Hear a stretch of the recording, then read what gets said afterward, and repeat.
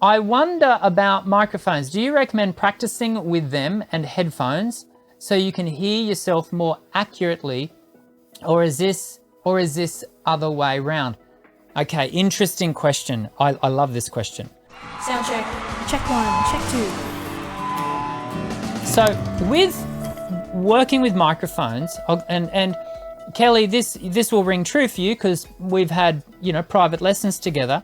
When I'm working on technique, I always have students working off microphone, that is without a microphone, and with no headphones.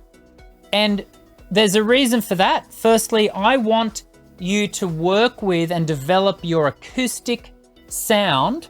I want you to do that without amplification, and I want you to do that without headphones, because I want you to work with the room resonance, the acoustic value of the room, as well as the bone conduction, because as we know, we hear ourselves quite uniquely because it's the combination of those things for us as the producer of the sound.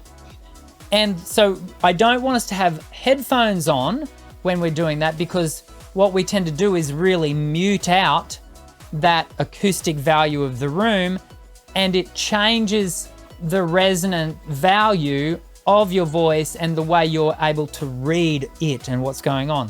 When it then comes to working on a song, I always, in studio, this is not always possible when I'm working with students online, but I do like to have students on microphone in their lessons here in studio. Why? Because I want them to get used to hearing themselves through the fold back on a song, and get used to and comfortable with working with the microphone and be able to develop their voice that way. And so we're really getting the best of both worlds there, off mic for technical exercises, and on mic for working with the songs. As far as then working with headphones, as I've said with the technical work, I do not like to be on headphones. And in fact, when an online student joins in for the first time, they often do start the Zoom session with the headphones on, and we will then work our way through to taking the headphones off. There are occasions where a professional singer, a vocational singer for that matter, may find themselves having to sing with headphones on. The perfect example of that is when recording in a studio, or even in their own bedroom with their little PA mix-up setup, and they're wanting to develop a recording. We often have to sing and record with headphones on to make sure that we're isolating any sound and not getting any sound bleed into the microphone from the track that they're singing to. So there is value with practicing to the songs with headphones on. That being said, for the majority of the time, I still have, my students practicing without headphones. The other, and I'll throw this in as a sort of almost like a third idea, is for many people who are gigging, they're working with in-ear monitors. It can be of value to practice, because in-ear monitors are going to be different to over-the-ear headphones. In-ear monitors are going to sit right in the ear.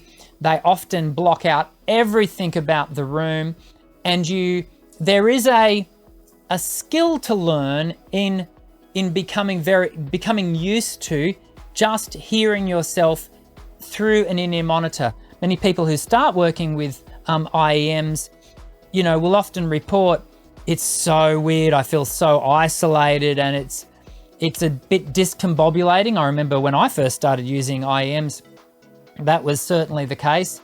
And so there can be some value in practicing that mode as well. Will you hear yourself more accurately with headphones on? Yes, but that depends on the quality of your fold back and those sorts of things. So there is a little bit of sort of horses for courses here, but perhaps something for you to play around with. It does, in one sense, it does come back to this idea of there's no absolute right or wrong. but it can be of value to follow the path that I just described, as far as the technical versus the song working out, and then perhaps practicing with the IEMs.